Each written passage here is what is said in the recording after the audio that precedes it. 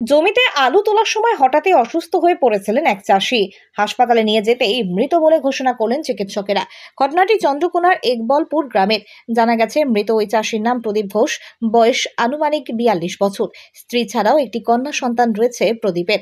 স্থানীয় সূত্রে খবর, বাড়ির কাছেই জমিতে আলু তুলছিলেন প্রদীপ বাবু।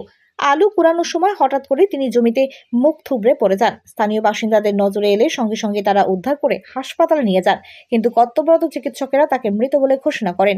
অনুমান করা হচ্ছে, হয়তো ওই চাষি হৃদরোগে আক্রান্ত হয়ে মারা গেছেন।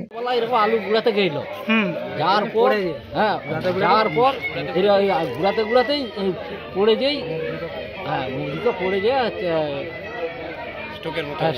স্ট্রোকের মতো হয়ে যায়, হার্ট অ্যাটাক করেছে।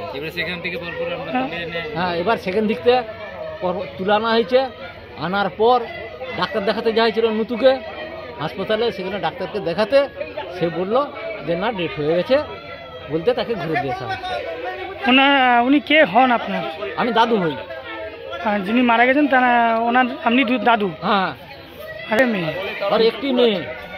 আচ্ছা, বয়স হবে কত ওনার? ছেলেটা যিনি মারা গেলেন?